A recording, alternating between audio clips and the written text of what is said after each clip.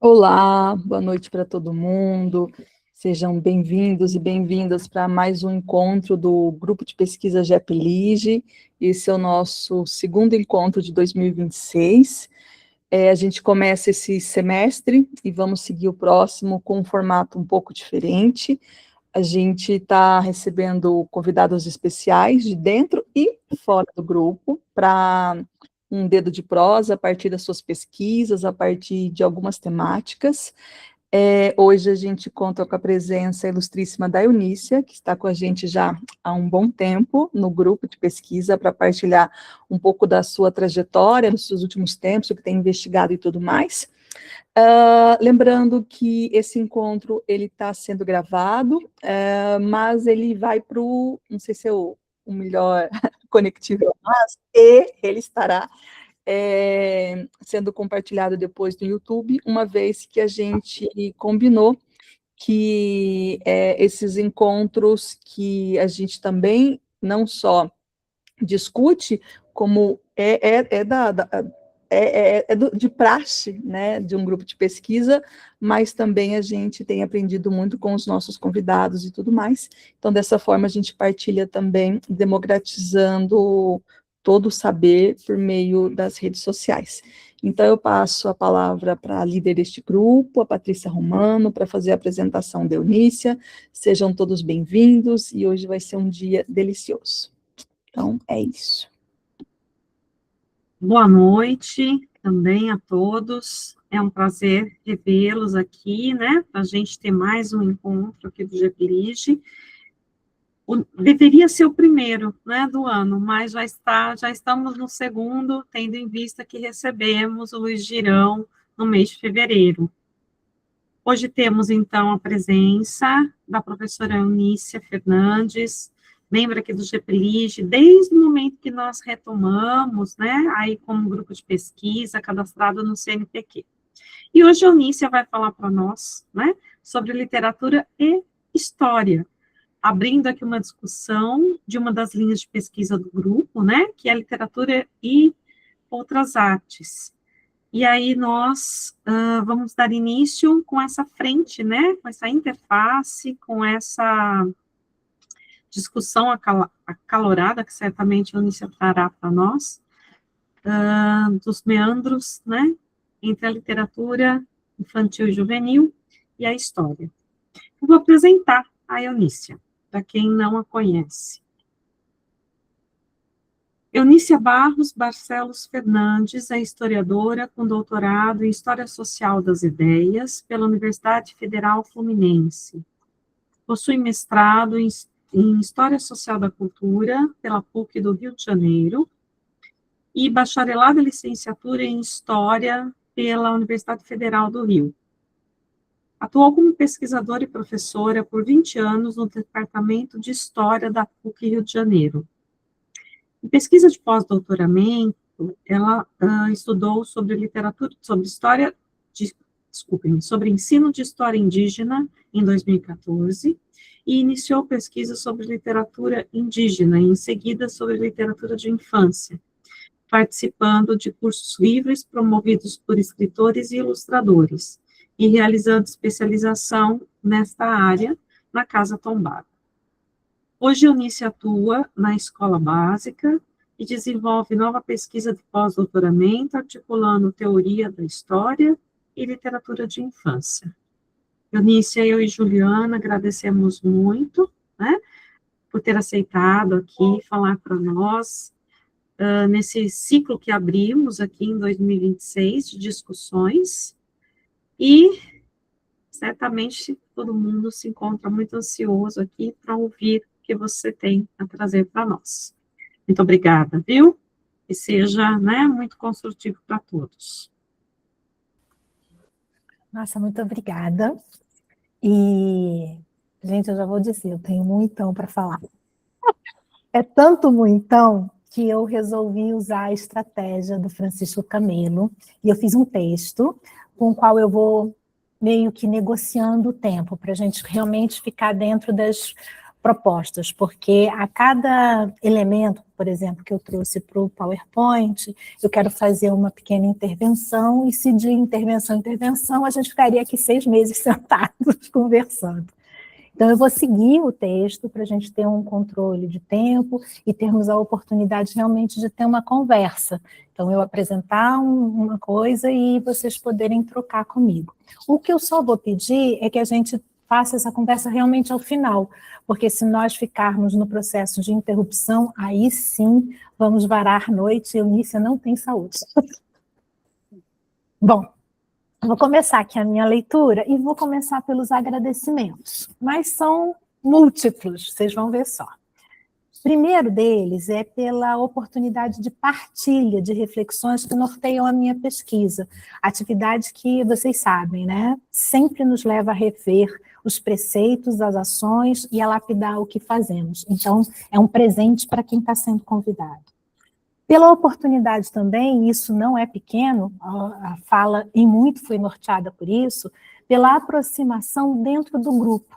Porque se existia já uma suposição de distância por eu ser historiadora dentro de um grupo de letras, esse elemento ficou em maior evidência no encontro do grupo de estudo no ano passado no Rio de Janeiro.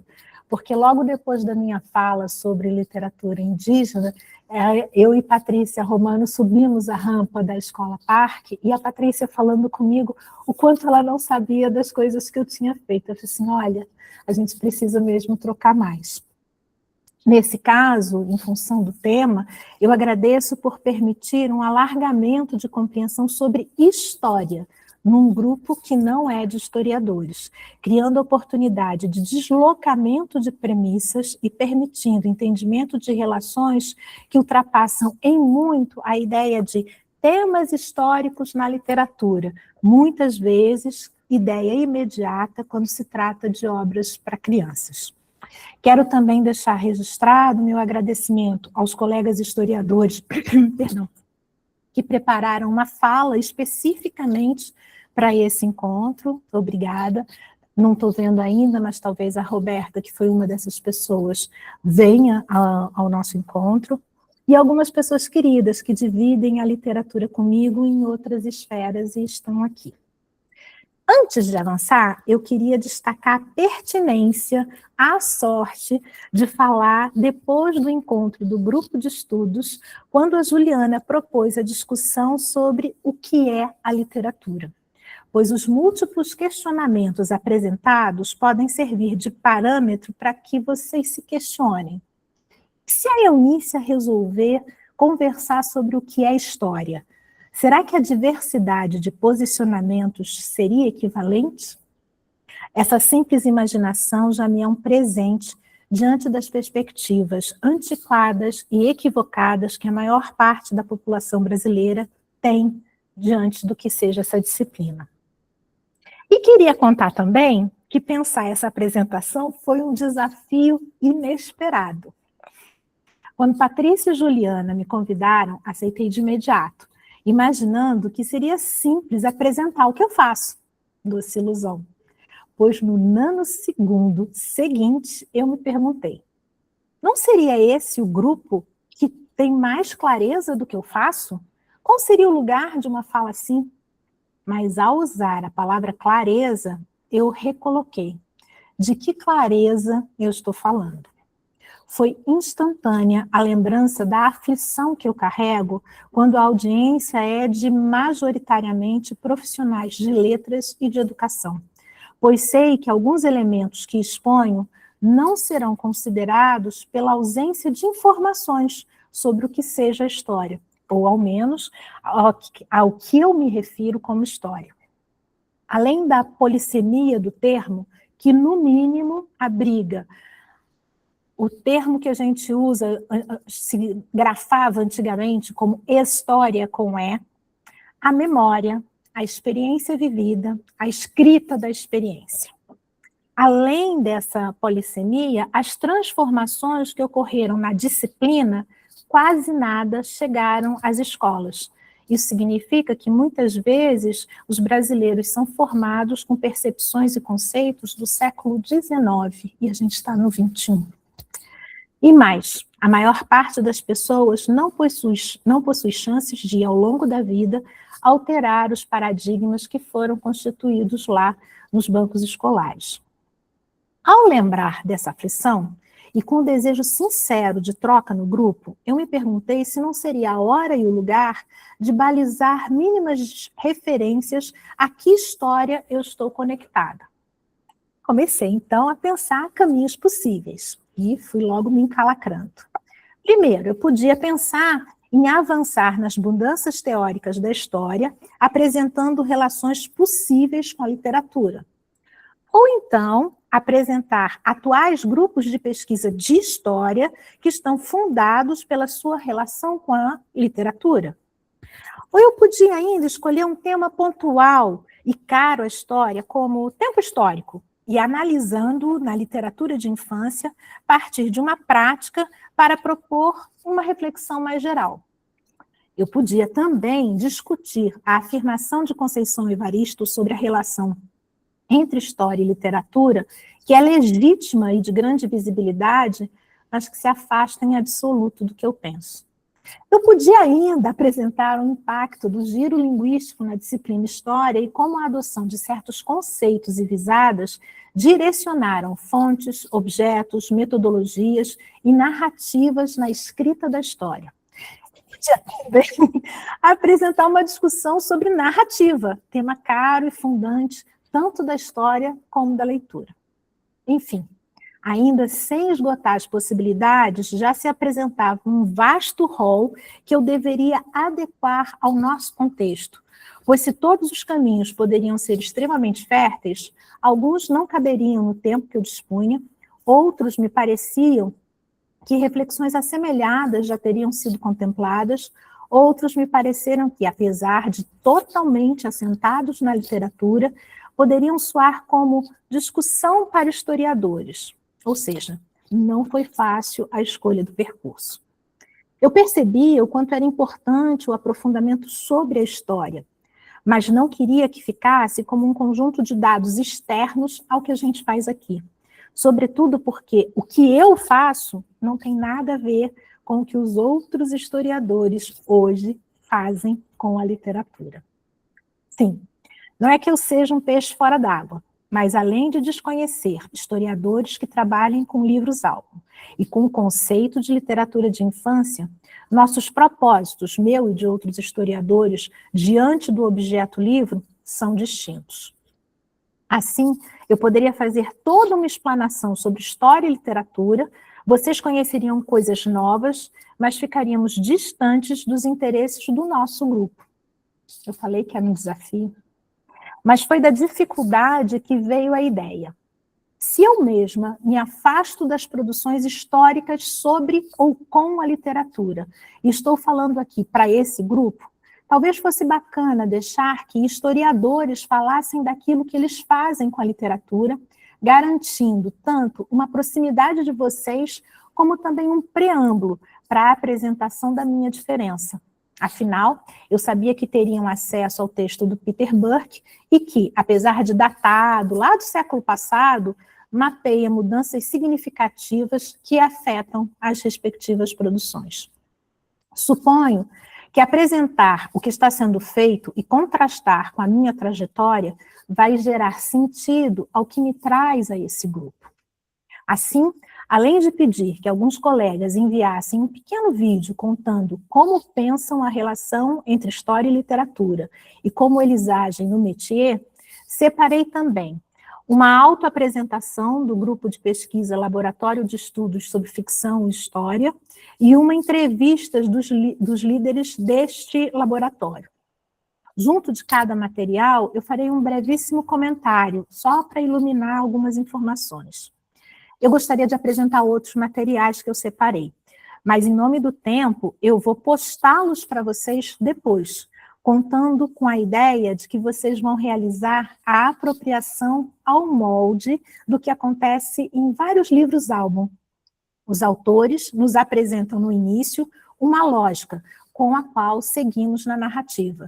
Eu penso, por exemplo, em Maior Museu do Mundo, do Caio Zero, e no próprio Papai Ó, que vocês têm o texto aí para seguir, né?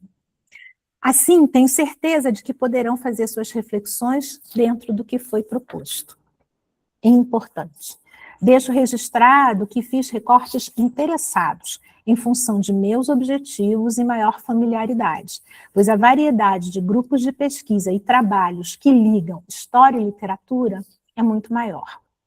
Eu finalizarei o encontro falando sobre o meu caminho com a literatura, com a qual eu não trabalhava antes, trazendo conceitos e interlocutores, o que vai dar substância ao pequeno texto de Papai Ó, do Marcelo Tolentino, compartilhado com vocês. E uma brevíssima informação ou observação sobre o título do encontro de hoje. Vamos? E agora sim, eu vou começar a compartilhar com vocês. E vai dar certo.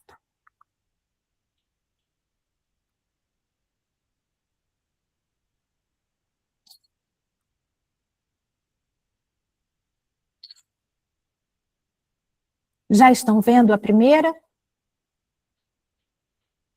Gente, eu não vejo o texto, tá? Ah, tá, tô vendo as mãozinhas, tá. A gente vê, mas a tela duplicada nossa está sobreposto à coluna da direita, tá?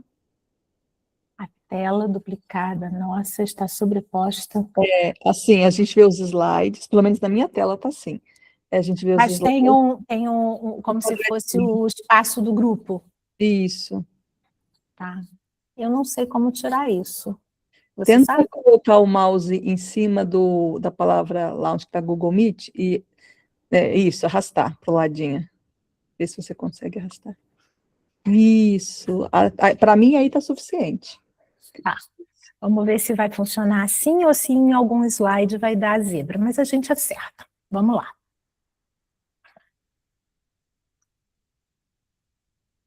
Vamos ver, vai dar muito certo. Aí eu estou apresentando, na verdade, dois historiadores. O primeiro é o Leonardo Afonso Pereira.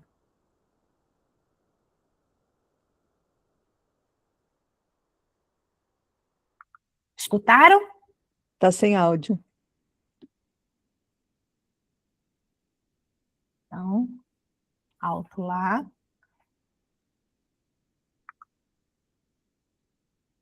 É porque eu lembrava disso.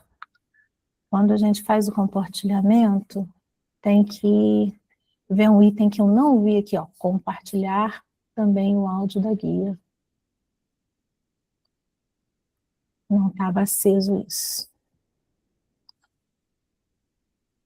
Aceso não, né? Ligado.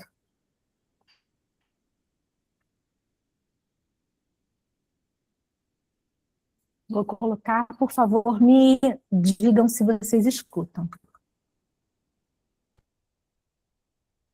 Olá, meu nome é Leonardo Pereira, eu sou professor do Departamento Estão de ouvindo? História Ótimo. Sim. da PUC do Rio de Janeiro e estou aqui hoje para conversar um pouco sobre a relação que eu enxergo entre a história social e a literatura.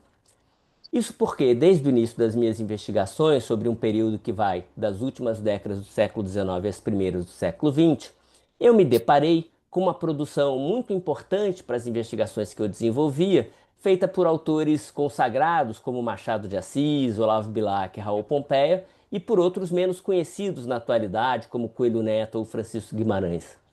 Em todas elas, eu tinha o mesmo desafio, que era o de tentar fazer de um tipo de narrativa, um tipo de escrita estabelecida com critérios que são propriamente estéticos, né, critérios que são ligados a uma certa concepção de arte, e eu precisava fazer disso uma fonte para a investigação que eu tentava desenvolver sobre os temas mais variados. Para isso, a minha forma de aproximação com o texto literário se fez diversa daquela do próprio campo dos estudos literários, né, que está muito mais atenta para questões estéticas, para as questões dos padrões de escrita, dos padrões narrativos, do que aquilo que me preocupava diretamente. Eu estava tentando entender essa produção como um testemunho sobre o seu próprio tempo. Isso porque, por mais que a literatura não tenha diretamente essa pretensão de diálogo com a realidade, não precise ter essa pretensão de diálogo com a realidade, a literatura é um tipo de escrita imaginativa que se desprende de qualquer, que pode se desprender de qualquer referencialidade absoluta, o modo pelo qual eu tentava entender essas obras fazia um movimento contrário. Tentava perceber como, para além da intenção dos seus autores, o que eles escreviam e o modo pelo qual eles escreviam estava completamente ligado ao que eram os padrões do seu tempo. Não estou querendo dizer com isso que essa produção estava amarrada e determinada por esse tempo, mas sim que a produção de determinado autor, por mais transcendente que se imagine, ela sempre está, mal ou bem, propositalmente ou não, dialogando com as realidades e com padrões que são aqueles a partir dos quais as obras foram produzidas. Por conta disso, meu objetivo era entender o sentido desse testemunho, levando em conta as regras próprias de produção a partir do qual eles ganhavam forma. Não se tratava assim de buscar um valor estético, uma análise estética da obra, mas de levar em conta as questões estéticas próprias do campo literário para poder decifrar o sentido daquela obra para além da sua aparente transcendência ou o que quer que seja. Sem desconsiderar a importância de outros tipos de estudos mais atentos para as questões estéticas, para mim, entender as questões estéticas era uma forma de chegar a entender o sentido expresso naquele testemunho e a lógica de intervenção no tempo que eles propunham. Então, do meu ponto de vista, a literatura pode ser entendida como uma fonte como qualquer outra. Só que com isso eu não estou dizendo que a literatura é uma fonte tão simples quanto qualquer outra fonte. Eu estou querendo sugerir que todo testemunho é feito a partir de códigos e cabe ao historiador tentar entender esses códigos para conseguir decifrar o sentido dos testemunhos. Isso serve para um ofício, serve para um livro de atas e serve para a produção literária, que faz com que nós tenhamos que investigar essas questões estéticas para chegar para conseguir compreender os padrões a partir do qual a escrita ganha forma. Que são absolutamente tidos como atemporais, ou Memórias Póstumas de Brás Cubas, do Machado de Assis, por exemplo, podem ser lidos numa chave que é a de compreender o tipo de testemunho sobre o seu tempo que eles apresentam, o modo pelo qual elas intervêm no seu tempo. O Machado de Assis, por exemplo, faz uma... mas que também se mostra absolutamente crítica naquele contexto ao sistema de dominação paternalista, escravocrata, que sustentava até então a sociedade brasileira. O tipo de abordagem que eu proponho é assim uma abordagem que não desconsidera o caráter estético da obra literária, mas tenta fazer dele um meio de entender o sentido dos testemunhos que essas obras representavam. Léo terminou, começo eu. A coisa que eu queria iluminar é que o Léo logo identifica história social, e para quem teve a oportunidade de ler o texto do Peter Burke, já identifica que a própria história meio que se fragmentou em possibilidades, fosse uma história política, uma história cultural, uma história econômica. A relação estabelecida com o propósito literário ou com a fonte literária, muito provavelmente seria de é que ele não foi atrás da literatura. Na verdade, ao observar um determinado tempo e espaço que o interessava, e um tema que lhe interessava, os textos literários apareceram como testemunhos mesmo, muito importantes sobre o que ele investigava. E ele se viu diante de um desafio, porque a literatura traz essa estética, e como é que ele faria para lidar com a estética como fonte? Ele logo ressalta o tratamento na internet sobre tecnologia, né? IA resolvendo falar no meu lugar. O tratamento do texto é feito pelos historiadores é distinto da forma como os estudos literários costumam fazer. O objetivo dele é fazer dessa literatura um testemunho do seu tempo. Ele tem ciência da dimensão imaginativa, mas ele destaca a conexão que esse produto tem com a realidade. E aí afirma, a literatura ela não está determinada pelo tempo onde a obra acontece, mas ela não consegue escapar dessa temporalidade. Ele diz de forma clara. O objetivo dele é compreender o testemunho. E dentro desse esforço de compreensão do testemunho é que ele considera o estético. Ele considera para decifrar o sentido, o estético como uma referência para ele acessar o significado da escrita que ele tem em mãos. Então, ele faz a literatura como uma fonte. E isso é um dado importante, transformador.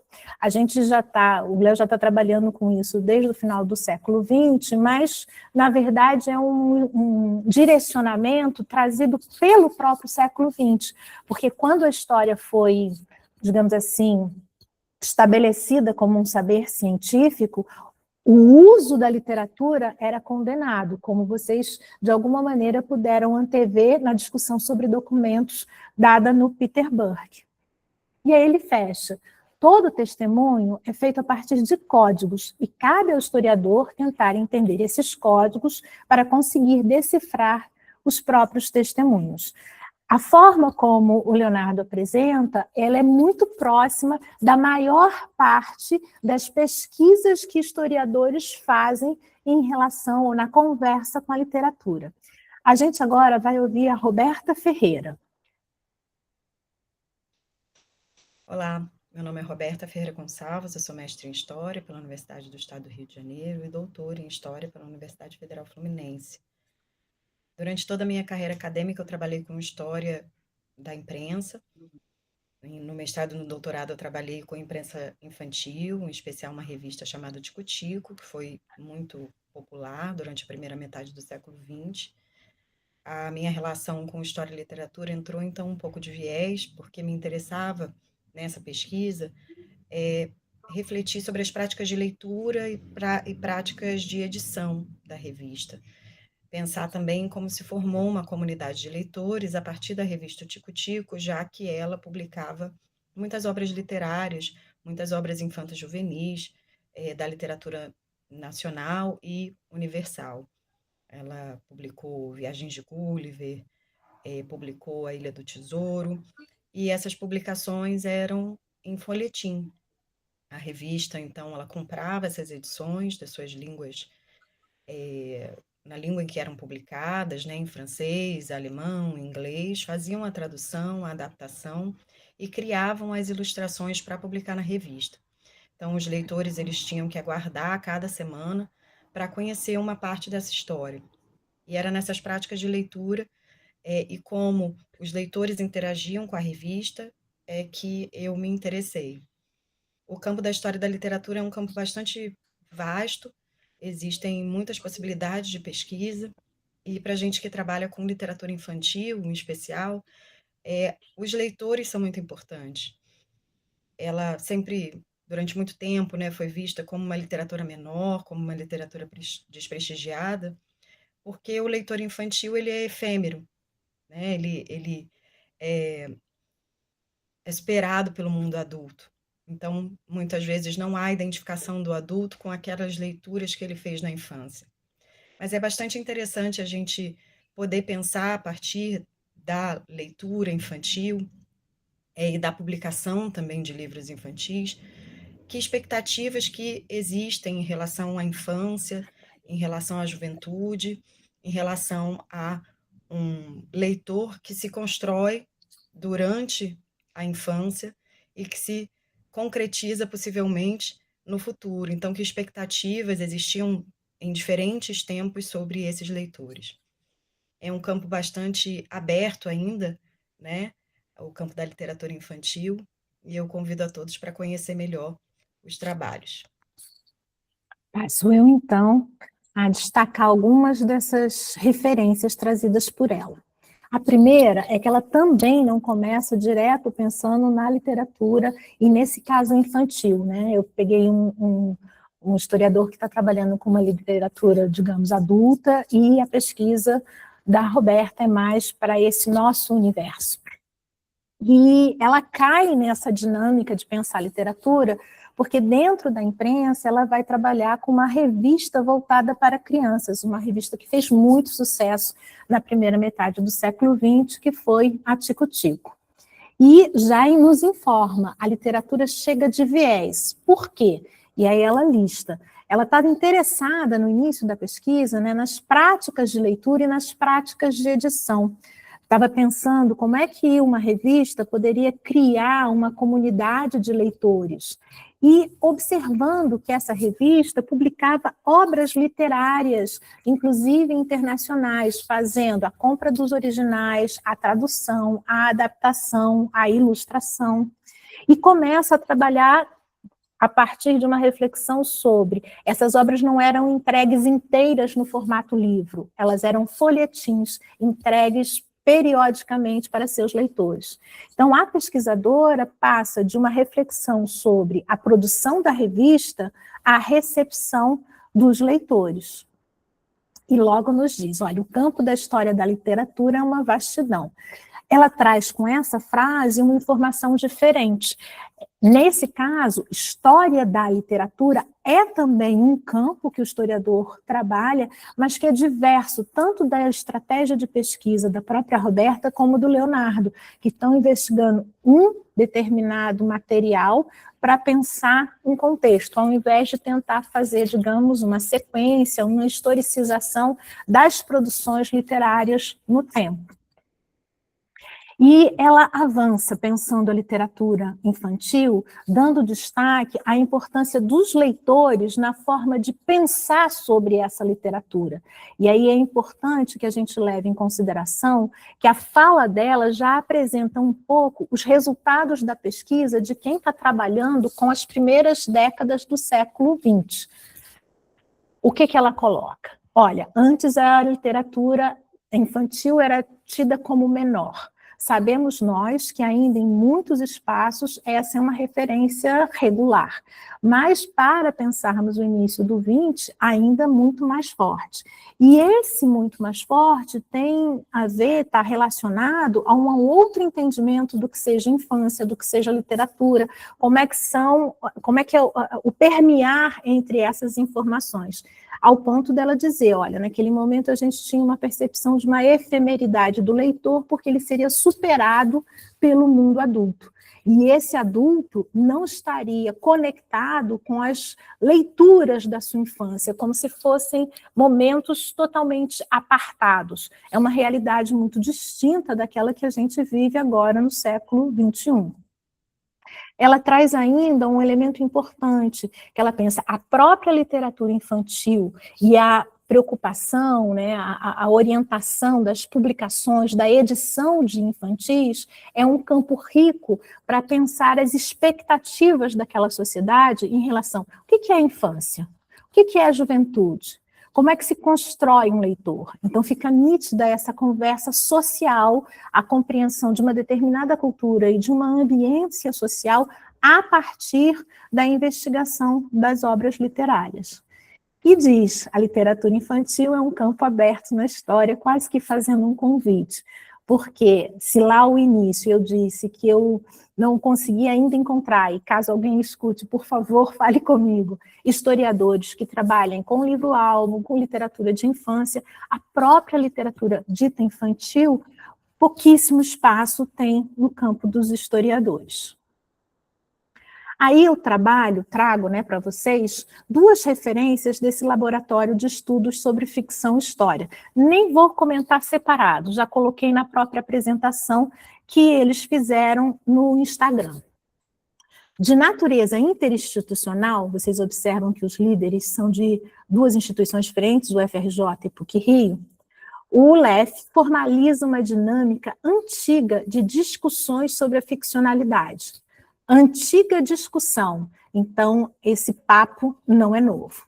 Tecida por laços de cooperação entre docentes de teoria da história.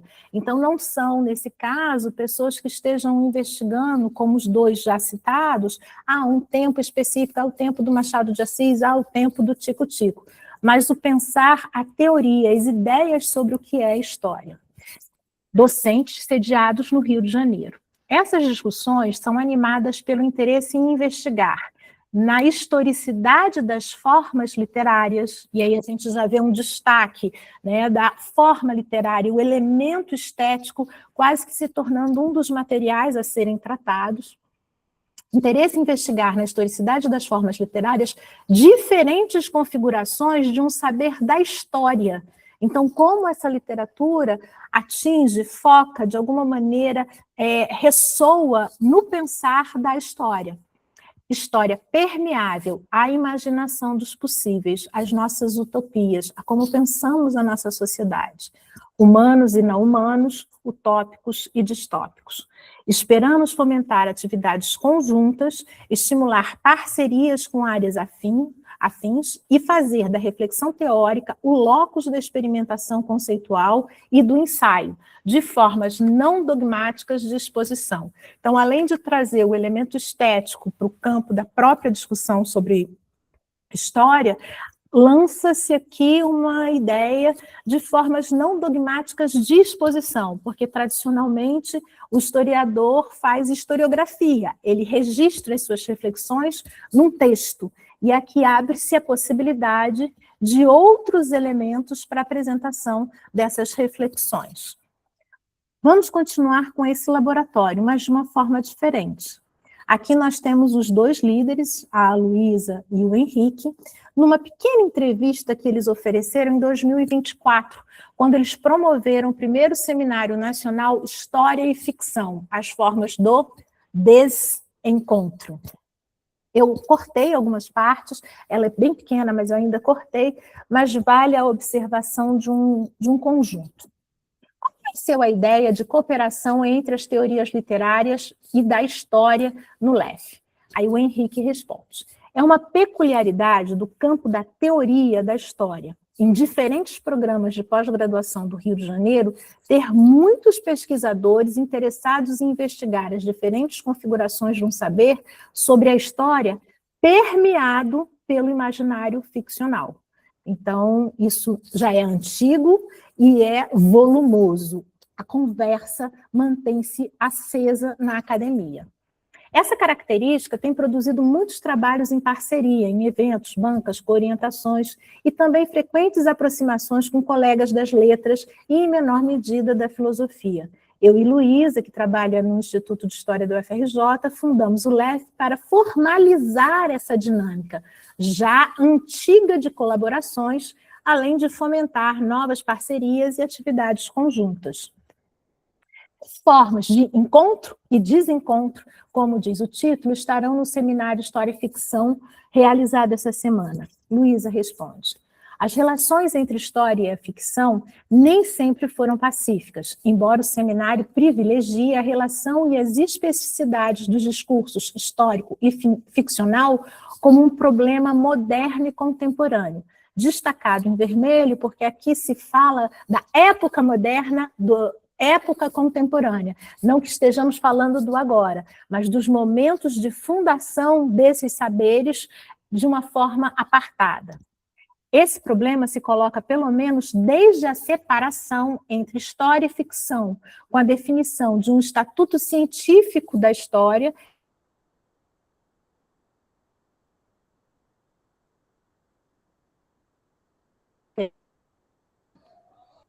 as diferentes... Onícia, travou para mim.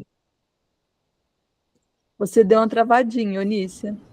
Eu ouvi... Quer voltar um pouquinho? Vocês estão me ouvindo agora? Agora sim, mas a sua fala deu uma pequena travadinha, tá?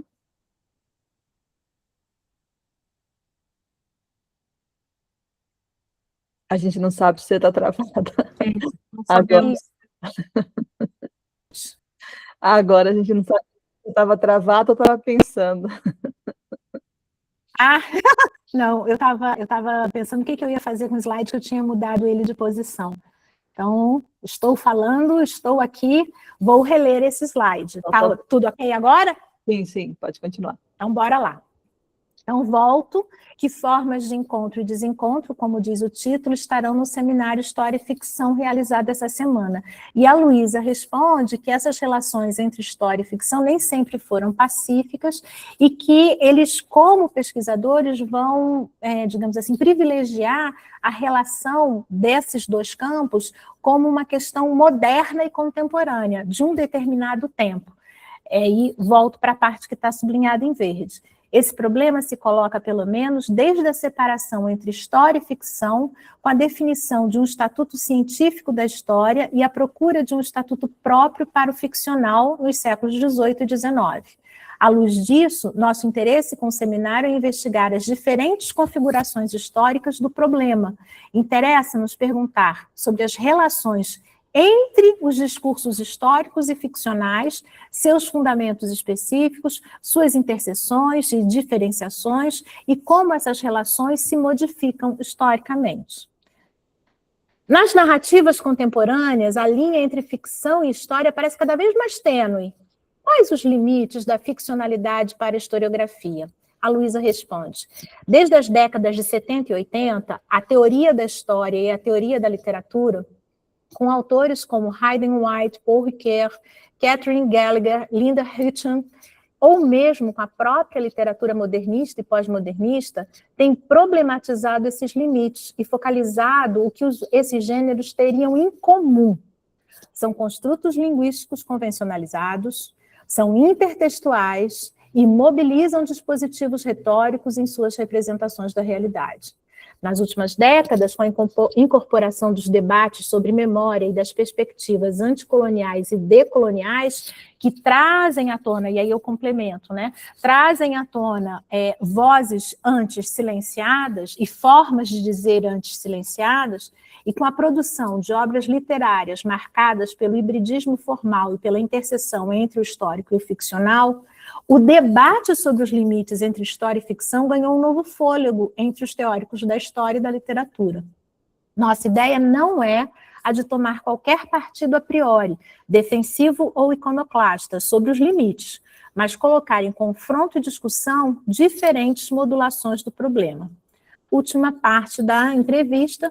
Se o passado não é domínio exclusivo do historiador, como as obras literárias podem constituir uma possibilidade de conhecimento histórico? Responde o Henrique.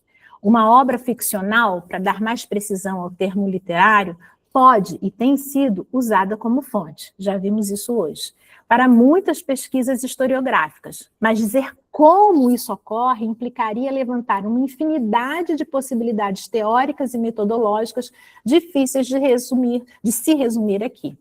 De todo modo, há algo que certamente anima a minha parceria com a Luísa e as colaborações ou parcerias em torno do LEF.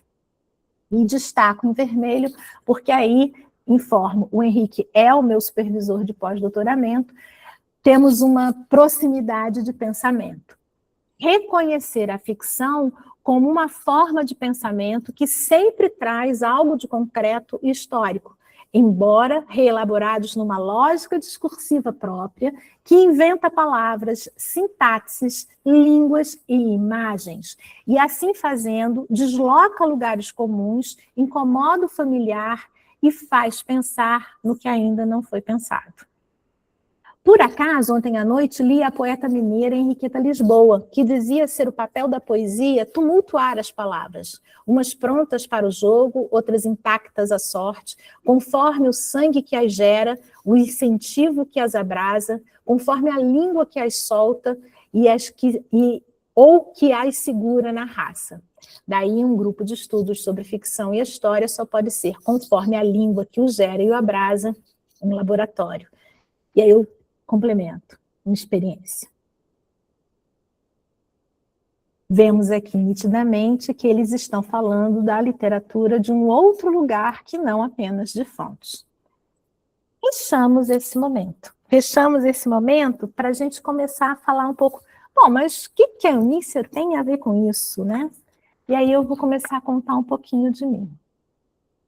Esses outros lugares. Bacharel e licenciada em História, fiz mestrado e doutorado investigando a relação entre indígenas e não indígenas na América Portuguesa. Sempre interessada em dar voz aos indígenas e depois desenvolvendo pesquisas sobre suas imagens em outras situações, como na Primeira República, em livros didáticos, aproximando-me de uma outra área em que eu atuava, o ensino de história. A trajetória levou ao convite para ser coordenadora do tema indígena no PNBE temático de 2012, Programa Nacional de Bibliotecas da Escola. quando ampliei referências sobre a literatura indígena e, em 2014, pude fazer pós-doutoramento com a Júnia Salles, da UFMG, sobre ensino de história indígena. Quando postulei o pós-doc, estava em crise, com as burocracias acadêmicas que nos afastam da pesquisa, com a distância entre universidade e sociedade e com os paradigmas teóricos da própria história. Observo que dar voz ao indígena implicara em vários enfrentamentos e desgastes que expunham o deslocamento que o meu objeto produzia. Havia a questão das fontes, ou da ausência delas, a troca com outras disciplinas, especialmente a antropologia, e a marginalidade do interesse e legitimidade diante da temática, entre outros. Apesar de ter sido altamente saudada nas defesas das minhas dissertação e tese, os comentários nas respectivas qualificações só traziam impossíveis.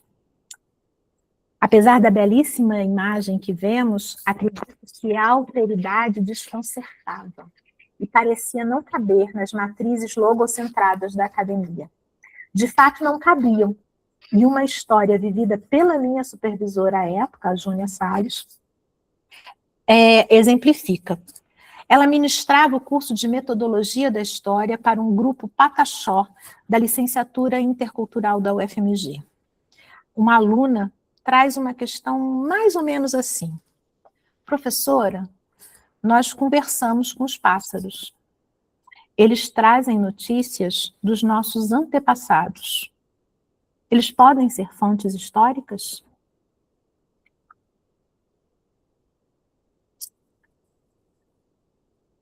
Uma perplexidade encantada teria tomado a Júnia por completo. E como se caísse no buraco da Alice, uma torção de corpo e sentido a convidava cada vez mais a rever as premissas que tinha. Era instaurada uma quebra de paradigma no modo de pensar a história e na possível escrita da mesma, que, vivida por ela, acomodava-se perfeitamente em mim. Era preciso reconfigurar o pensar sobre a história, era preciso valorizar o poético e o estético como modos de ser no mundo. Era um caminho para enfrentar o dilema sobre o saber que, de alguma maneira, tinha me levado ao próprio pós-doutoramento. Ainda outros lugares. Além do contato com indígenas da licenciatura intercultural da UFMG, Pataxó, Machacali, no mesmo ano atuei como docente da mesma disciplina da Júnia, Metodologia da História, na UNEMAT, onde fui docente de outra licenciatura intercultural em 2 turmas, com 13 etnias diferentes, majoritariamente do Xingu. E se as 2 universidades me apresentaram uma vasta produção de livros indígenas, pude me debruçar mais no projeto Literaterras da UFMG, que me apresentou outros modos de pensar livro, não só pela força de sua multimodalidade, mas por suas diferentes estratégias materiais. E como na UFMG há a maior coleção universitária de livros de artista, o pós-doc permitiu imersões em universos que eu desconhecia e que me encantaram com seus diferentes modos de dizer. E tudo me impulsionava para a materialidade sensível. Ao fim e ao cabo, a experiência no UFMG ratificou o esgotamento do modelo acadêmico sedimentado exclusivamente na razão moderna ocidental, deu início à sistemática reflexão sobre a educação estética e definiu a literatura como meu caminho para o sensível. E se no passado eu já era a professora que usava os quadrinhos das parcerias da Lilia Schwartz em lugar de livros didáticos, me vi estimulada a incluir a literatura e as experiências estéticas em meu horizonte. Foi assim que alunos do Laboratório de Ensino e Aprendizagem de História foram convidados a construírem novos modos de expressão narrativa e o programa de pós-graduação em História da PUC-Rio teve seu primeiro curso de literatura indígena. Práticas que passaram a ser continuamente alimentadas em mim, com outros cursos e oficinas que fiz com pesquisadores de literatura infanto-juvenil, com autores e ilustradores, tais como Odilon Moraes, Anabela Lopes, Carolina Moreira, Aline Abreu, ou artistas como André de Castro, além de constituir uma rede que, conectada à literatura para crianças, me levou à participação de mesas no Salão da Fenelige em 2017 e 2018. Seguindo, a partir de 2020, a especialização em O Livro para a Infância, Processos Contemporâneos de Criação, Circulação e Mediação na Casa Tombada. Consolidava-se, desse modo, um contexto que permitiu uma reflexão aprofundada sobre ensino de história, estética, com ênfase na percepção material, literatura, que bem emblematicamente está expressa na obra de Isol, Ter um Patinho é Útil, que vocês todas devem conhecer, é esse livro. Com um livro sanfona, a autora permite que o leitor viva, através do jogo entre mesmas imagens dos dois lados, com cores e dizeres diferentes, a compreensão da alteridade, a viabilidade de perspectivas diversas, mesmo quando os sujeitos vivem a mesma situação. Permite ainda a compreensão de duas formas temporais, a sequência, a sucessão, diacronia, e a simultaneidade, a sincronia. Apesar de vendido para crianças bem pequenas, o livro alcança complexidade que muitos adultos não acessam sozinhos e que informa tanto sobre as categorias da história, tempo, espaço, agência, como mobiliza conceitos que são indispensáveis ao pensamento histórico, como alteridade, perspectiva, deslocamento e mudança. Tais conteúdos, porém, não são uma explicação, derivando do manuseio da materialidade do objeto de sua experimentação. Desse modo, o livro é uma ferramenta de experimentação, ferramenta de compreensão na presentidade, mas que qualifica um saber que pode ser acionado fora da realidade imediata. Talvez comece a ficar claro que o que eu destaco do livro e o uso que proponho é distinto daquilo que a maior parte dos meus colegas realiza quando propõe o diálogo entre literatura e história. O livro não é fonte para uma compreensão de dado tempo ou espaço. Ele é a experiência sensível que apresenta percepções e reflexões construindo significados. Ele é ferramenta que, na apropriação, constitui elementos, e aí está escrito errado, acabei de ler, fundantes do saber histórico. É conteúdo aberto, apreendido além da chave logocentrada e que capacita procedimentos do pensamento histórico, o que é diferente de temas históricos. Um aprendizado de habilidades para a reflexão histórica que passa a poder ser acionado através de associação a qualquer tema em particular. Isso nos leva, ou está fundado em algumas premissas. Leio duas. A experimentação do mundo precede a razão. Adiante, mais do que isso, a razão é feita da experimentação do mundo e o pensamento é feito do sentir. Ser afetado pelo mundo, portanto, é pressuposto da construção do pensamento. Frase do geógrafo Cássio Viana Issa. Ou seja, há uma minha deliberada valorização do sensível no processo de aquisição de referências, elemento reconhecido no campo da educação e que cabe adequadamente na intencionalidade do ensino de história, mas normalmente não aparece como elemento importante nas pesquisas historiográficas. Vejamos a segunda premissa.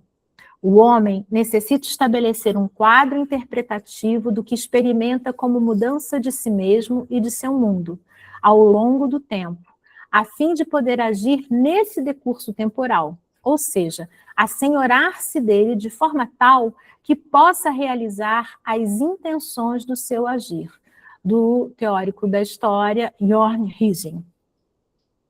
Ou seja, compreender que a história é o tal quadro interpretativo e estar longe do bordão já há muito questionado de que saber história é saber o que realmente aconteceu, como a maior parte das pessoas acredita, relacionando ainda tal certeza a palavras como fato, acontecimento, verdade, numa ilusão de neutralidade que desconsidera o que se pensa e o que se escreve sobre a história, são também contextuais e se alteram. Supõe premissas e aciona conceitos. Nesse caso, produção de presença, materialidade e estímulo, do teórico da literatura Hans-Ulrich Gambris. Minha mobilização da percepção para a construção da reflexão histórica, no caso, está em franco diálogo com os conceitos propostos pelo teórico literário Gambris, que há anos dialoga intensamente com a teoria da história. Suas propostas de produção de presença e de estímulo estão ancoradas na materialidade e na potencialidade estética. Gambris investe em possibilidades não hermenêuticas e não metafísicas de conhecimento, observando que houve um distanciamento do mundo e de seus objetos provocado pela onipresença da interpretação e do sentido. Ele propõe um acesso direto à matéria dos fenômenos, uma validação da percepção dela, destacando o modo como ela afeta nossos sentidos. Cabe colocar aqui as palavras dele. A palavra presença não se refere, pelo menos não principalmente, a uma relação temporal. Antes, refere-se a uma relação espacial com o mundo e seus objetos. Uma coisa presente deve ser tangível por mãos humanas, o que implica inversamente que pode ter impacto imediato em corpos humanos. Assim, uso produção no sentido da sua raiz etimológica, do latim producere, que se refere ao ato de trazer para diante um objeto no espaço. Aqui, a palavra produção não está associada à fabricação de artefatos ou de material industrial. Por isso, produção de presença aponta para todos os tipos de eventos e processos nos quais se inicia ou se intensifica o impacto dos objetos presentes sobre corpos humanos. É assim, por exemplo, que em sua obra, em 1926, que é um pequeno tijolo, elenca de modo ímpar um conjunto substantivo das materialidades daquele ano para que o leitor, em lugar de uma narrativa sobre aquele momento histórico, seja mergulhado nele, sentindo-se dentro do ano de 1926. Não cabe aqui a discussão sobre os desdobramentos historiográficos estrito sensu de tal proposição, até porque não estou fazendo historiografia, mas me apropriando de uma perspectiva teórica que foca a materialidade da experiência como um conhecimento. No caso, a materialidade do objeto livro e a experiência da literatura de infância, nos termos da Maria José Palo, como constituintes de um conhecimento ativo e qualificador das operações teóricas e práticas da disciplina da história. Fica em evidência a importância do sensível, da apropriação de outros materiais e outras linguagens na construção de referências que orientam o saber histórico, sendo, portanto, diferente do tradicionalmente utilizado por historiadores.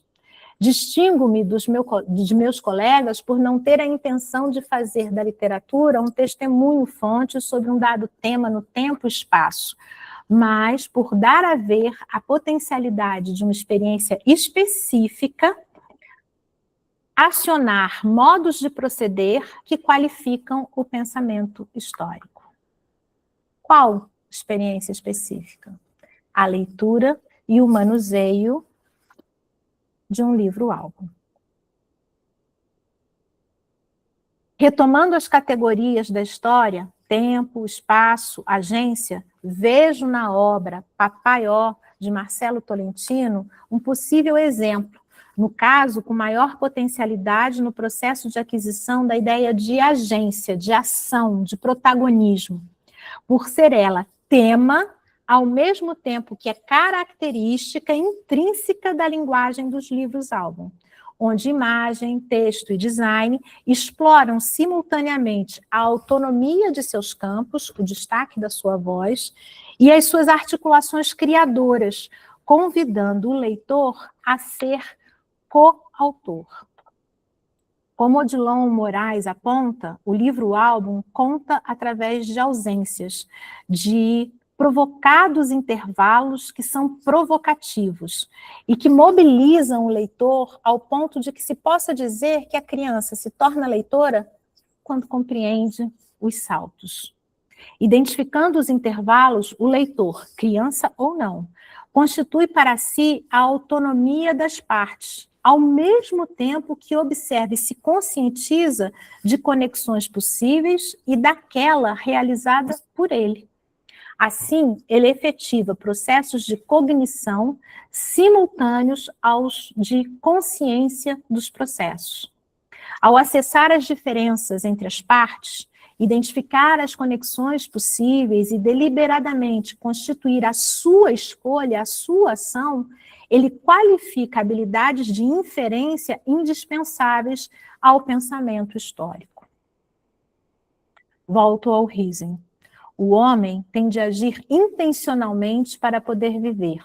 E essa intencionalidade o define como um ser que necessariamente tem de ir além do que é o caso, se quiser viver no e com o que é o caso. Que não só foi a abertura do meu texto sobre o Papai Ó, mas que é, digamos assim, exemplificável nas proposições que o autor traz. Para a gente fechar, eu volto para o título, que eu disse que era como eu ia terminar. A Patrícia e a Juliana propuseram o título Literatura e História. E eu fiz essa brincadeira de botar história, literatura, literatura, história, literatura, história, história, literatura, como se fossem partes cambiáveis de um elemento comum, mas não são. A ordem dos fatores altera o produto, porque nós temos o lugar de onde nós falamos, ou seja, as premissas que nos fundam, os conhecimentos que arregimentamos ao longo das nossas trajetórias como acadêmicos, a perspectiva, o foco que nós estabelecemos, aquilo que nós queremos investigar de fato, e os nossos objetivos, horizontes que nos orientam. Eu tenho, por exemplo, clareza que os horizontes da maior parte dos meus colegas historiadores que trabalham com essa relação entre história e literatura não seguem os meus objetivos, são distintos. E dentro dessa ideia de que a ordem dos fatores altera o produto, eu tradicionalmente faço uma brincadeira. Quando eu falo para historiadores, eu sempre falo literatura e história, colocando em primeiro lugar o outro, promovendo um deslocamento para que as pessoas saiam desse lugar comum, daquilo que elas conhecem e se vejam, tá bom, mas o que ela vai falar de literatura? E aí a minha provocação é, hoje o título foi convidado como literatura e história, mas eu quis trazer um pouquinho da história e da literatura. Stephanie!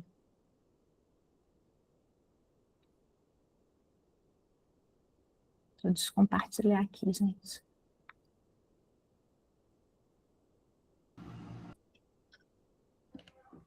Eu acho que eu anunciei literatura e história, Eunice. Quando eu falei hoje mais cedo com você, que foi esse mesmo, né? Esse foi o tema proposto. E aí eu deixei, continua assim, para a gente poder fazer essa brincadeira, que é uma brincadeira reflexiva e que faz diferença, né? Eu acho que, ao fim e ao cabo, a gente se encontra, mas a gente não pode esquecer essas premissas que são distintas, não só entre historiadores e pessoas de letras ou de educação, mas entre os próprios historiadores, né, que estão trabalhando muitas vezes com bagagens que são muito distintas. Bom, primeiro eu quero agradecer a sua fala, né, e como você lembrou lá naquele evento do Rio, não só você, né, mas há muitas pessoas aqui que talvez a Ju conheça mais de perto as pesquisas, né, mas que eu conheça um pouco mais de longe, né, porque nós fizemos aquela seleção lá atrás, né, no sentido de convidar pesquisadores, né, para comporem o grupo, e nós, na época, repensamos também nas linhas de pesquisa, e a ideia era ampliar para dar conta de um grupo um pouco, né, se formar um grupo mais eclético, justamente porque na sala de aula a gente sabe que tudo isso se cruza, né? E que era muito importante para nós dialogarmos com esse universo, tendo em vista, né, a formação minha e a formação da Juliana, que se encontravam, né, a gente se encontrou justamente no diálogo da sala de aula. Então, para nós, abrir para pessoas voltadas para o design, para as artes, né, para a história, para a psicanálise, né, era uma ideia que, assim, nos animou muito. E a gente conseguiu isso, de certa forma, né? Nós temos um grupo formado por pessoas que vêm de várias áreas que dialogam com a literatura, né? Lógico que nós estamos, né, nós saímos de um curso de letras, então, saímos e estamos, né? Eu, no caso, continuo, a Ju enveredou justamente para um universo que é esse, né? Que caminha em paralelo, que tem a ver com a questão da editora, né? Esse universo de trabalhar com o objeto, o livro, de alguma forma, né? Então, eu acho que nós estamos no caminho certo, né? Assim, construindo, né? Sempre nesse processo de construção, mas todas essas áreas, né? No fundo, se encontram na sala de aula, né? Se encontram na voz do professor, que nós formamos, de alguma forma, nós, aqui eu estendo para todos que também, né, se encontram em cursos de formação de professores, né? Bom... Só faz um comentário disso que você trouxe aí. Sim, claro. Eu acho que se você interpreta num sentido de sucesso disso, eu posso dizer que eu me sinto extremamente acolhida por esse grupo. Então, eu acho que isso é o sucesso, né? É o estrangeiro que não é mais estrangeiro, ainda que mantenha essa bagagem anterior diversa. Mas eu vou pegar essa sua fala última, um estrangeiro, porque, assim, quando você começou a sua fala, eu fui imediatamente olhar se a Letícia tinha entrado. Que a Letícia foi minha orientadora. Você vê que era um desejo que ela fosse, agora ela é, né? Mas ela foi... Eu estive na banca dela e ela foi minha, na verdade, bolsista. Acho que a Paty caiu. Caiu. Ela vai levantar, daqui a pouquinho ela levanta. Vou esperar um minutinho, ela deve ter apertado... seu microfone está desligado, Paty.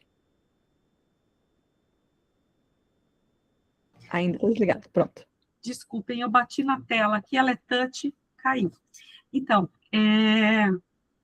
e ela foi minha bolsista, né, de iniciação científica, mas antes ela já tinha feito uma iniciação exatamente nesse universo, Eunícia, entre na verdade, assim, ela entrou, acho que numa bolsa, ela está aí, pois ela pode até contextualizar isso, ela entrou numa bolsa de história, só que, como ela era da literatura e o professor da história oral, se eu não estou enganada, ela pode me corrigir, então ela fez essa interface, né?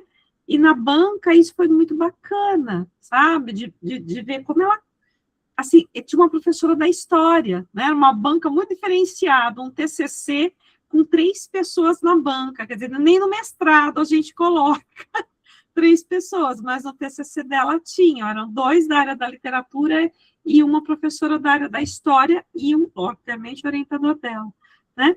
Mas isso foi muito interessante, porque foi e ela contando depois da trajetória dela, e enquanto eu lia o texto do Burke, eu ia sentindo, né? Tudo que ela tinha dito para mim, como é difícil, né? Como é difícil, primeiro, a gente olhar para aquela fala inicial, né? Você começou falando, olha, nós temos braços, novos braços agora, não é? Como a história se desmembra né, nesse momento que o Burke vai falar aqui da nova história, né? E, enfim, ela até comentou aí, né? Não sei se você viu aí nos comentários, né? Ela fez alguns comentários que eu acho que eu caí, não consigo recuperar, tá? Mas acho que a Juliana, depois aí vocês também podem recuperar. Ou se a Letícia também quiser comentar, né? Eu posso falar agora? Ou a Juliana vai falar primeiro? Pode falar. Tá bom. Nossa, eu tô cheia de reflexões, porque como a professora Patrícia falou, eu entrei nessa bolsa no início da graduação, então para mim foi uma dificuldade enorme, né? Porque eu tinha esse dilema de fazer uma ligação entre a literatura e a história, só que como eu poderia fazer isso, né? Eu estava analisando um processo lá da Inquisição em Portugal sobre bruxaria. Então, querendo ou não, se eu quisesse analisar a figura da bruxa na literatura, eu teria que fazer essa ligação com a história. E aí, no TCC, para fazer essa ligação em si, eu tive contato com a nova história cultural, que você trouxe muito bem, né, ao longo desse encontro e também lá no texto que você enviou. E para mim foi muito importante, porque com a nova história cultural, a gente teve essa virada de chave ali nos estudos historiográficos, né? Você pode me corrigir se eu estiver errada, mas até onde eu estudei, esses estudos tiveram, de fato, essa virada de chave, porque aquelas verdades que antes eram vistas como únicas e imaculáveis até, elas passaram a ser flexíveis, né, passíveis de mudanças. E aí entra a literatura com essas novas perspectivas, em que a gente tem, de fato, a experiência humana descrita ali na literatura como um aporte para esses estudos historiográficos, porque eu participei de alguns eventos na história, na literatura, e ao longo dessas experiências eu pude ter contato com pesquisadores como você, que tem uma maleabilidade, né, essa maior abertura para falar sobre essa ligação entre literatura e história, entre história e ficção, né, que você trouxe o exemplo daquele laboratório, mas eu também tive contato com outros pesquisadores que vêm de outras formações e que não têm essa maleabilidade, de fato, com essa abertura para essa ligação, né, com a ficção, com a literatura, e eu achei muito importante aquela última parte em que você colocou aquela brincadeira, né, entre literatura e história, porque até hoje eu me lembro de um evento que eu participei em Santarém, que era sobre essas duas áreas, e eu estava apresentando um banner. No meu banner, eu coloquei no título, até hoje eu me lembro, da história à literatura.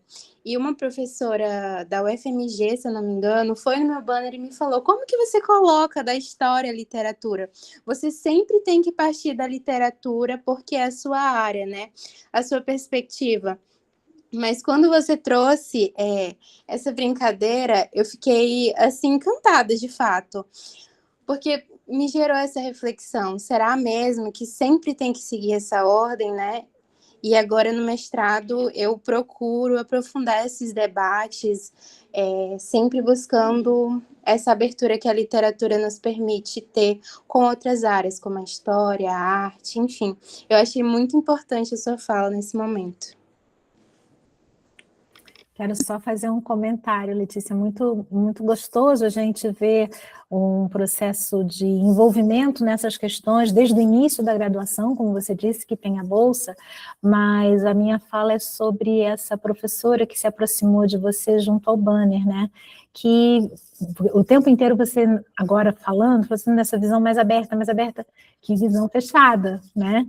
Porque, na verdade, o que nós precisamos definir e deixar claro para os nossos interlocutores é qual critério nós estamos utilizando. Eu poderia fazer literatura e história numa boa, inclusive porque eu podia ter pego uma das opções para falar hoje, né? Trabalhar em várias obras de literatura de infância, elementos do tempo histórico, e chegar a uma conclusão ao final. Então, eu partiria sim da literatura para chegar a uma reflexão histórica, mas dependeria do critério que eu estou estabelecendo. Não é um impeditivo que você faça um caminho de um lugar para o outro, do outro para um, especialmente quando a gente observa que vários teóricos, tanto do campo literário como da teoria da história, têm discutido em profundidade alguns, assim, a fluidez que existe entre os limites, né? Então, que bom que você não só teve essa experiência, mas que ficou alerta, né? Ainda fazendo aí o seu mestrado, alerta a, nossa, podia ser diferente. Bem, eu vou também seguir aqui e dizer, Eunice, que você fez check em tudo que eu considero como sucesso em uma fala. Primeiro, trazer uma fala clara, carregada de complexidade, trazendo um conhecimento, um passeio histórico, mas muita contribuição de discussões muito atuais, né? Um olhar bastante inovador, e toda essa complexidade, essa clareza, num tempo com bastante tempo para que a gente possa conversar. Então, check em tudo. E para além disso, eu gostei muito de ouvi-la, e sempre me surpreende as conexões que você faz. E quando você traz o Cássio, né, que também é uma leitura que você me indicou durante a tese, e eu trago com muito carinho, quando tem uma passagem que diz: a experimentação do mundo precede a razão. E é muito comum no ensino de literatura, e não na educação literária, um caminho que é mais historiográfico, né? Uma preocupação em reconhecer formas, épocas, estilos, e num movimento contrário à educação literária, que é o lugar da experiência, do atravessamento, do alcance das camadas discursivas, de tudo isso que você trouxe. Até anotei as palavras que meu coração fica quentinho. Eu nunca sei falar o nome do cara do livro sobre a presença, poesia e presença lá. Não sei falar o nome dele. Gumbrich. Meu Deus, é muito difícil. Pois bem, achei muito bacana você trazê-lo. É uma leitura muito difícil, né? Muito complexa,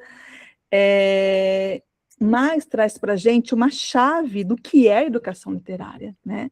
De olhar, e aí eu acho que faz uma relação muito com a ideia de performance também, porque não é uma relação com o tempo cronológico, é a relação desse tempo, que eu acho que é a melhor palavra, da presentidade, né? do ser estar com aquilo. E aí trazer a materialidade, e cada vez mais tem se discutido sobre materialidade. Eu gosto muito desse assunto, mas as pessoas têm ficado muito na ideia do formato. Materialidade é um formato diferente. E não observa que também isso é um campo discursivo, um espaço fértil de experimentação, de linguagem. E aí, quando você traz, né, você já teve um dedo de prosa sobre isso numa live, lá no Instagram comigo, sobre o patinho é útil, né? Então, a gente olhar para um livro que usa o que no livro ilustrado, sanfonado, ou qualquer outro nome que a gente pode dar, né? E tem uma série de nomes que ele vai receber. Essa coisa da frente, verso, capa, miolo, e você extrapola essa discussão, porque não é só um jogo de perspectiva que se muda de um personagem aqui, de um personagem acolá, mas de fazer ou oportunizar a educação literária. Porque esse tipo de discussão que você traz, nada mais é, nada mais ficou tão assim, né? Mas assim, ilustra muito bem que a literatura é esse campo aberto a todas as áreas do conhecimento, já dizia Nelly, né? Tudo atravessa a literatura. Edgar Morin vai dizer tudo não só atravessa a literatura, ou como a literatura sai para todos os outros caminhos, né? Tudo cabe numa obra literária. Só que ainda você faz um outro movimento, não é só caber um assunto sobre meio ambiente, não é só caber um assunto sobre astronomia, é trazer a própria experiência estética, poética, como um lugar de desdobramento, desautomatização, ampliação, extensão, sei lá qual que é a palavra, desse olhar para outras coisas, né? Então, quando você faz a relação da história do Brasil, e a gente olha a perspectiva dos indígenas, né, e dos povos que aqui chegam, e da maneira como chegam, né, então a gente consegue fazer essas associações e se expande para um movimento que é filosófico, que tem um procedimento, uma lógica também que perpassa a história, tem um espaço da própria língua, da própria experimentação da própria língua. Então, eu gostei muito de ouvi-la mais uma vez, de trazer essa formação. Lógico, a sua fala, eu estou puxando para mim, tá? Dessa coisa da formação do leitor, pensando a literatura como esse espaço transformador, né? Não formador de criar uma forma, mas de transformador, dessa sensibilidade por meio dessa educação literária, que possibilita que esse sujeito seja um sujeito crítico, que isso parta do universo estético, poético, dessa desautomatização desse olhar, e você trouxe palavras que estão muito bem apropriadas, né?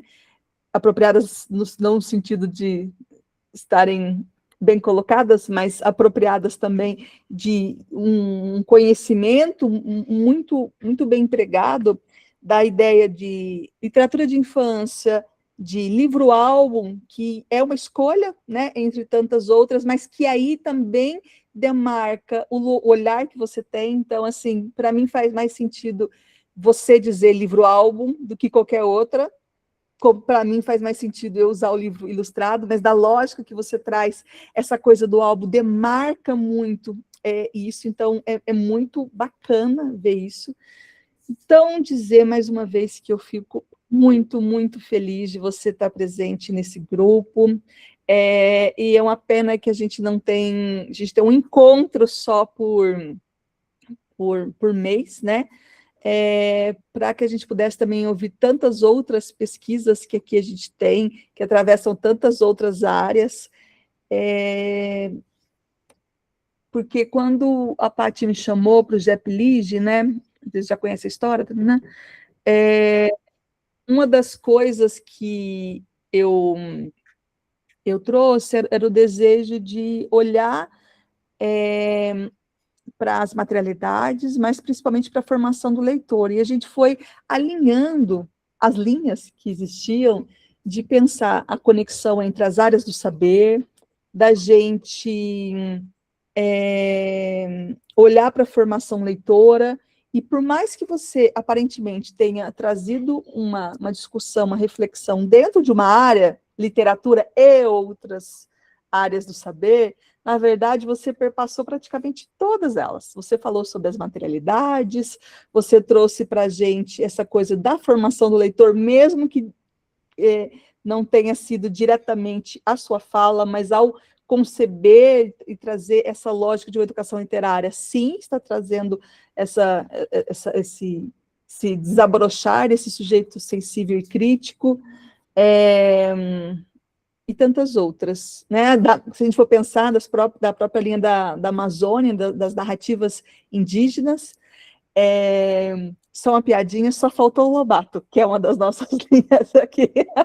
Mas que se a gente faz um passeio histórico, mesmo que ele não foi citado, a gente consegue observar o que ele traz dessa contribuição do olhar da infância e a atualização que a gente tem hoje também, quando a gente olha para a infância, para a literatura e tudo isso. Então, parabéns, foi muito, muito bom. Anotei um monte de coisa aqui. Ah, minha querida, muito obrigada. E assim, as suas palavras para mim são extremamente importantes, você sabe disso, e você sabe que o que eu vou falar é intenso e verdadeiro. Você é uma pessoa extremamente crítica e rigorosa. E eu sei que isso é uma coisa muito boa, não é todo mundo que assume a radicalidade desse lugar da crítica e do rigor, e que eu acho que você o faz muito bem. Então, ouvir você agora, para mim, dá um quentinho, tal como você disse, no coração, no sentido desse alinhamento, para usar uma palavra que você também usou, desses lugares diferentes, né? Assim, não sou estrangeira, a gente está nas nossas diferenças conseguindo falar a mesma língua.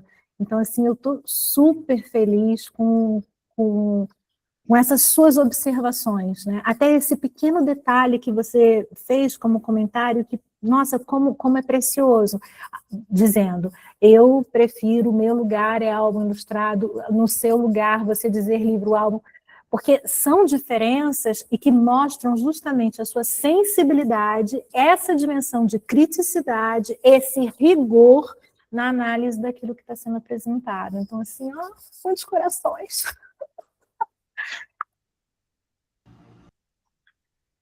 Eu estou vendo aqui que temos a Renata e a Márcia, né? Com algumas perguntas. Para mim, aparece aqui a Renata primeiro.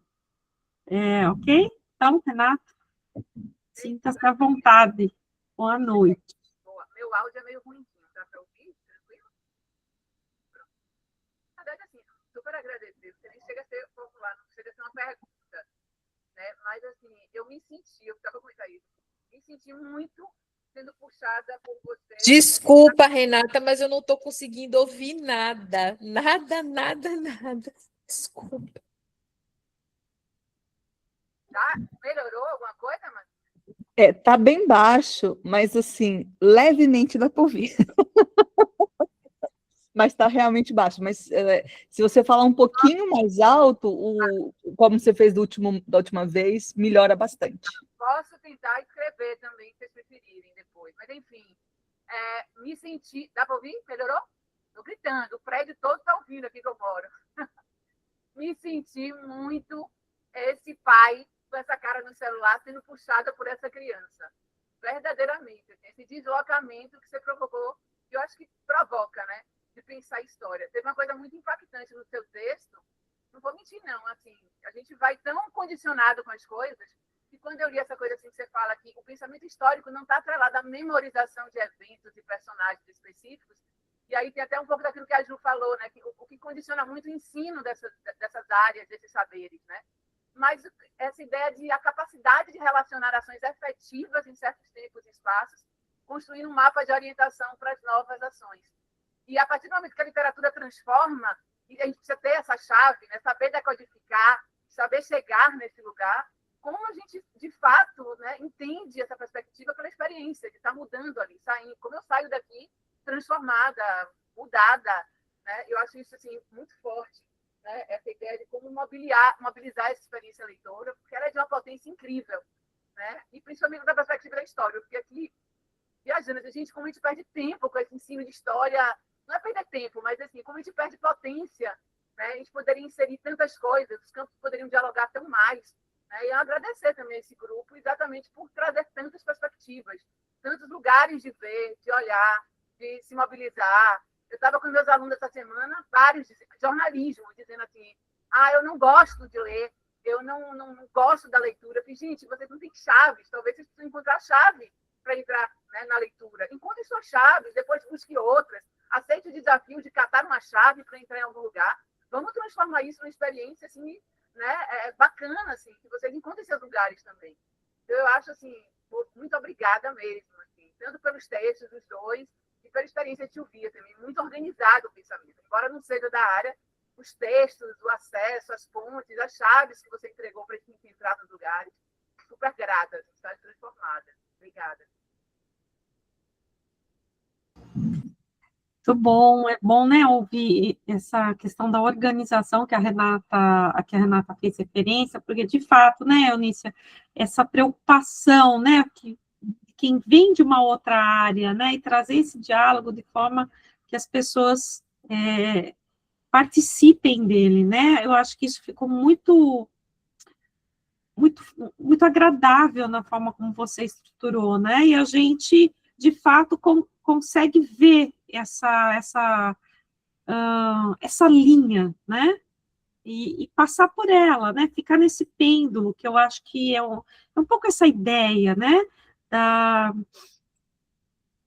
da gente se sentir um pouquinho dentro da história, né? Eu acho que você consegue isso. Márcia. Oi, queria te parabenizar, assim, profundamente. Eu acho que o efeito Eunícia de hoje é, assim, colocar pelo avesso. Eu acho que foi bem isso. Eu fiquei, assim, bem pelo avesso. No começo, assim, foram vários nós na minha cabeça e eu fui tentando achar na sua fala um ponto, né, que tivesse de referencial comigo, né, das minhas pesquisas para poder sabe quando você entra na mata e você vai catando assim, botando metade para cá para você conseguir entrar, porque você é muito acadêmica, não academicista, que são coisas bem diferentes, mas você é muito acadêmica e, de certa forma, quando você falou, você não trouxe o academicismo. Eu acho que seria bem isso, né? Você trouxe de uma forma bem coloquial, mas não menos acadêmica por conta disso, né? E para mim, assim, um ponto alto foi quando você trouxe a reflexão com o livro Ter um Patinho é Útil, porque eu jamais pensaria da forma como você trouxe. Aí eu fiquei pensando, claro, ela trouxe desse jeito porque ela está fazendo pós-doc, ela tinha que estar seguindo um caminho realmente diferente. E eu acho que é bem sui generis esse caminho que você traz. E aí, né, eu achei o fio condutor entre a história e a literatura, e aí eu estou fazendo um recorte meu, né, que é a memória. Inclusive, você apresenta o Paul Ricoeur, que eu usei nas minhas pesquisas. Então, quando aí eu fui meio que fazendo um mapa mental, assim, né, aqueles mapinhas, assim. A memória está ligada à questão da sincronia, diacronia, resgate de lugar, tempo, agência. E isso para eu fazer o meu mapinha, que aí eu fui tentando te seguir, né? Eu fui tentando, né? Ainda preciso tomar mais umas aulas com a Eunícia para conseguir seguir a Eunícia. E aí eu volto para o começo. O canto do pássaro pode ser uma fonte? E eu te respondo, pode. Inclusive, porque há um referencial lendário e mitológico que se perdeu, mas que ele pode ser resgatado pela memória. Então, para mim, assim, fechou, assim, com chave de ouro, porque eu consegui fazer, acredito eu, esse percurso com você, que para mim foi altamente inovador, né? E eu falo, assim, eu gosto de elogiar, o povo diz que eu não tenho muita credibilidade quando eu falo, não, porque eu gosto muito de elogiar, mas eu elogio com meu pé no chão, sabendo o que é que eu estou falando, né?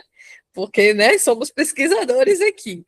Então, assim, para mim foi bem, bem inovador, mas eu me esforcei para conseguir te acompanhar e te agradeço por, né, me colocar desse avesso, assim, desse efeito Eunícia, tá bom? E só tenho gratidão mesmo. Obrigada.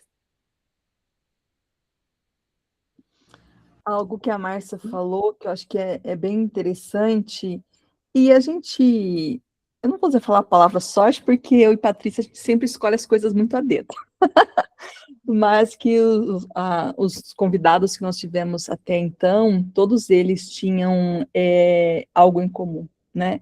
Esse esse lugar do rigor com o saber, então, desse lugar do acadêmico, do pesquisador, do sujeito que está sempre em um processo constante de revisitação dos seus próprios caminhos, mas sem uma arrogância acadêmica, sem um lugar que eu sei, só eu sei, e ninguém mais sabe, porque se eu não sei... Não, porque para além do que eu sei, nada importa, né?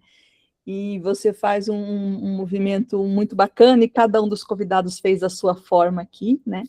Que é o convite a pensar. Então, você traz para a gente esse exercício de... Bem, a área de vocês é literatura, não é? Né? Colocando para a gente, como a maioria, nós aqui, como da área de letras. Bem, já que vocês são de letras, então como que a gente olha para isso sob outra perspectiva? Né? Então, nos coloca também como co-criadores desse pensar. Então, isso não é só de uma gentileza assim, imensa nesse processo de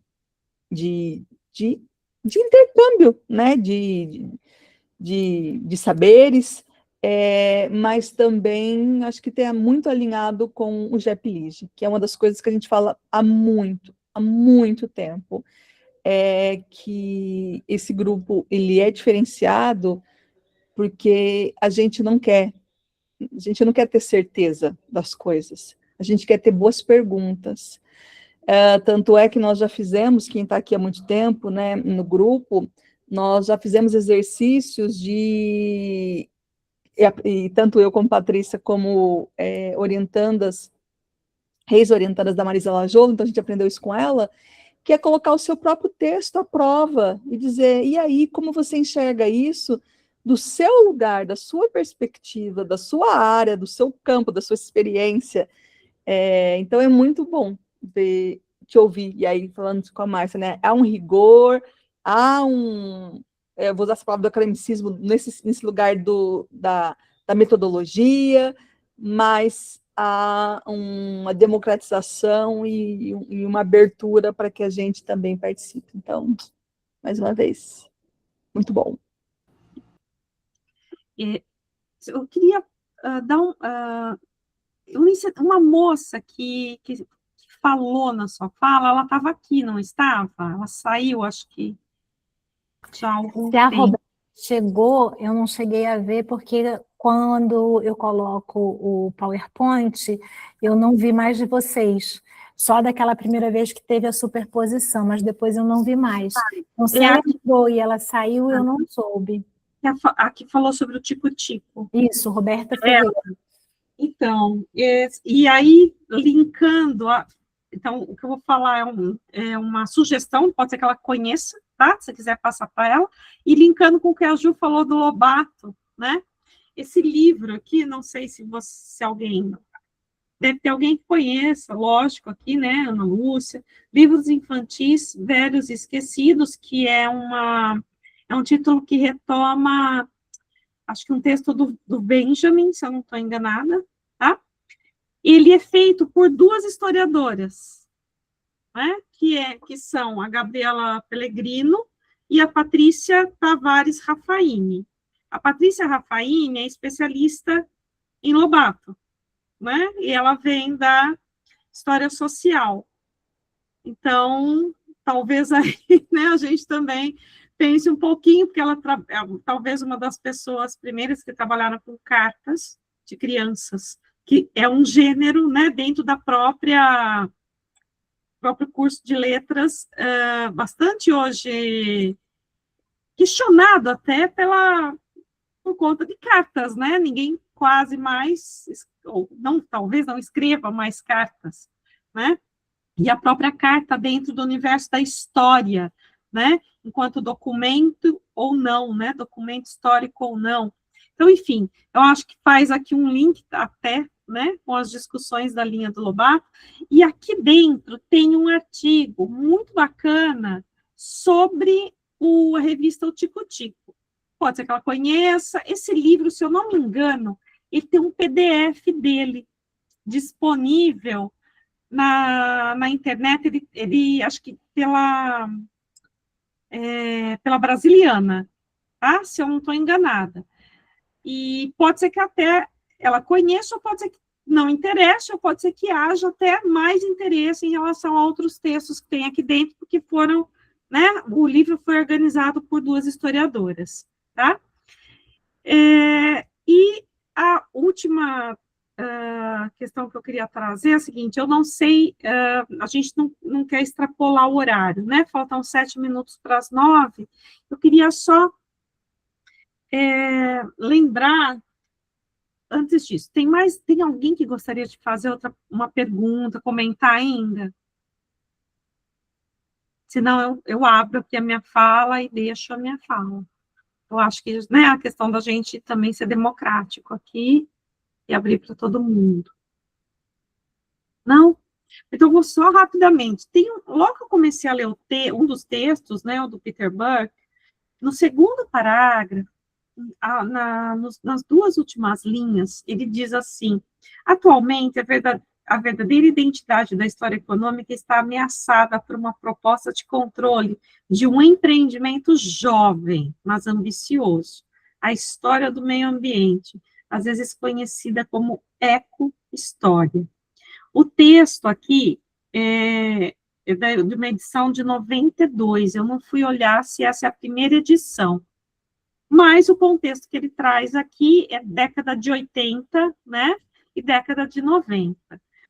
Aí fiquei super curiosa, porque, assim, na literatura, né, a gente tem uma discussão, hoje, ao mesmo tempo aceita e não aceita sobre a tal ecoliteratura, né, como algo da moda.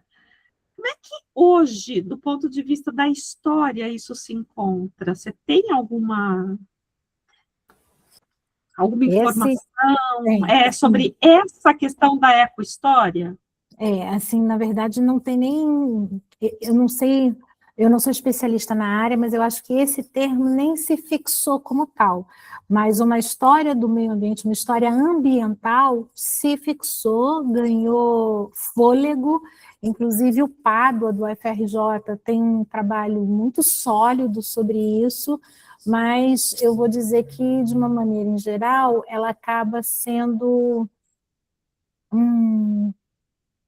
um cadinho, sabe? Um pedacinho dentro do conjunto. Vocês já viram, apesar do texto ser extremamente datado, algo que realmente já existia na época e se multiplicou é o processo de fragmentação da história. Só que dentro dessa fragmentação, áreas mais longevas, elas garantiram ainda uma certa preponderância nas horas das discussões. Então, a história ambiental, ela ganhou fôlego, ela tem um espaço, ela é chamada a falar, inclusive, para espaços além da academia. Eu já vi o Pádua falando na Globo News algumas vezes, porque é um tema candente para a nossa realidade contemporânea. Mas isso não ficou assim...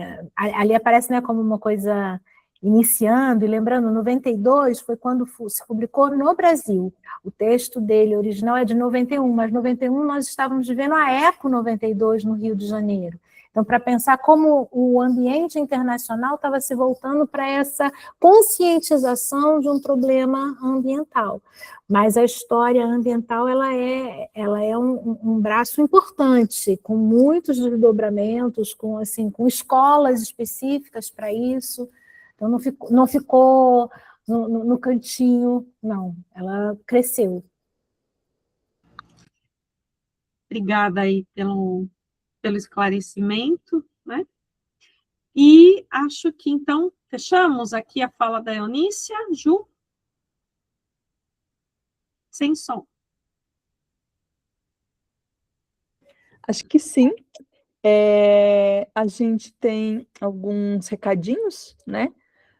Aí a minha pergunta é se a gente vai gravar essa parte ou não.